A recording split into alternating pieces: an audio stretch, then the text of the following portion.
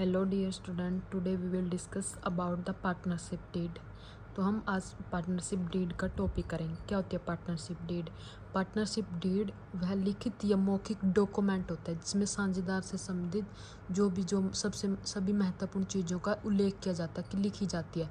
Partnership deed क्या होती है? एक लिखित या मौखिक एक डॉक्यूमेंट होता है जिसमें साझेदारी की व्यवसाय से संबंधित जो भी सभी इंपॉर्टेंट बातें हैं वो लिखी जाती है।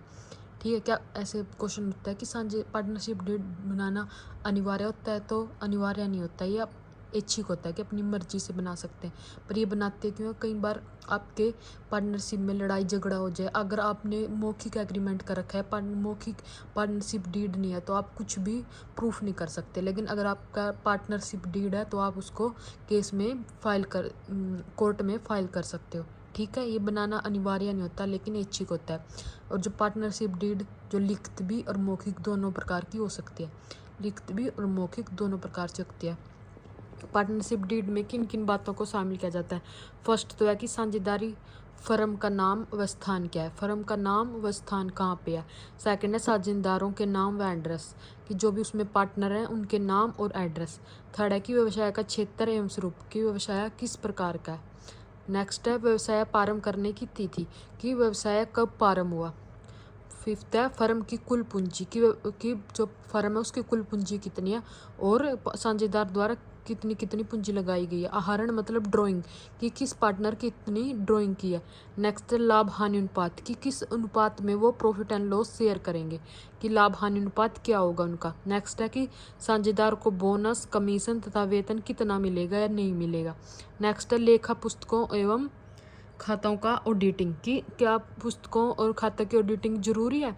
नेक्स्ट है मतभेद की दिशा में, कि विवादों का निपटारा किस प्रकार होगा। ये पार्टनरशिप डीड में लिखी गई इंपॉर्टेंट बातें हैं कि जो इनका लिखना जरूरी है। अगर ये सारी लिखी है तो सब पार्टनर की क्लैरिटी रहती है कि उसको क्या मिलेगा क्या नहीं।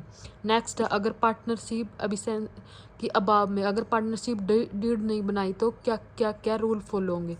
फर्स्ट है हमारा कि जो भी सभी साझेदार का लाभ हानि अनुपात इक्वल होगा, कि समान 1/1 रेशो में बटेगा। और जो भी है पूंजी पर ब्याज नहीं दिया जाएगा, जैसे कोई भी पूंजी पर ब्याज नहीं दिया जाएगा, ना ही ड्राइंग पर ब्याज लिया जाएगा कि ड्राइंग निकाली तो पार्टनरशिप ड्राइंग पे ब्याज नहीं ले सकती। ना सैलरी कमीशन नहीं दिया जाएगा, कुछ भी नहीं दिया जाएगा। बस सिर्फ इंटरेस्ट ऑन लोन पे 6% पर एनम की तरफ से ब्याज दिया जाएगा। और बाकी कुछ भी, चाहे ड्राइंग पे हो, कोई भी कैपिटल निकाली उस पर कोई भी ब्याज नहीं दिया जाएगा।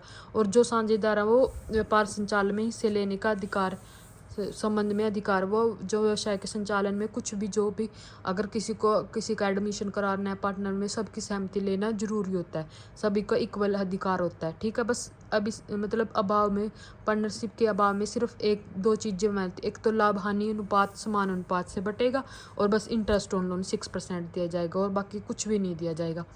Thank you guys, please like and subscribe my channel and please support me.